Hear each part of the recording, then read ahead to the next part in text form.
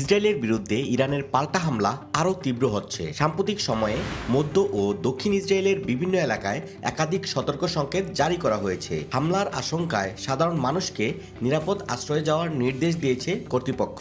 ইসরায়েলের বিভিন্ন জায়গা থেকে বিস্ফোরণের খবর পাওয়া গেছে। ধারণা করা হচ্ছে এসব হামলায় ইরানে ক্লাস্টার বা গুচ্ছবোমা ব্যবহার করেছে, যার ফলে ছোট ছোট বিস্ফোরণ ছড়িয়ে পড়ে একাধিক স্থানে। ক্ষয়ক্ষতিও হয়েছে। এদিকে উত্তর ইসরায়েলের সতর্ক সাইলেন বাজানোর পর পরিস্থিতি কিছুটা স্বাভাবিক হলে মানুষকে আশ্রয়কেন্দ্র থেকে বের হওয়ার অনুমতি দেওয়া হয়েছে। বিশ্লেষকরা বলেছেন, রোববার থেকে এই হামলার মাত্রা আরও বেড়েছে, বিশেষ করে উত্তরাঞ্চল। এখন শুধু ইরান নয়, লেবাননের হিজবুল্লাহ এরাও লক্ষ্যবস্তুতে পরিণত হয়েছে। এদিকে লেবাননের গুরুত্বপূর্ণ কাশ্মীর সেতুতে বিমান হামলার ফলে মানবিক সহায়তা কার্যক্রম মারাত্মকভাবে ব্যাহত হয়েছে। যোগাযোগ ব্যবস্থা ভেঙে পড়ায় দক্ষিণ লেবাননে আটকে পড়েছে হাজার হাজার মানুষ। তারা স্কুল, হাসপাতাল এবং বিভিন্ন আশ্রয়কেন্দ্রে অবস্থান করছে। ত্রাণ পৌঁছানো এখন বড় চ্যালেঞ্জ হয়ে দাঁড়িয়েছে বলে জানিয়েছেন আন্তর্জাতিক সংস্থাগুলো। এদিকে মার্কিন রাজনীতিতেও এই ইস্যুতে চলছে তীব্র আলোচনা। ডেমোক্রেটিক সিনেটর ক্রিস মার্ফি দাবি করেছেন, এই পরিস্থিতি মোকাবেলায় যুক্তরাষ্ট্রের নীতি বাস্তবতা থেকে বিচ্ছিন্ন।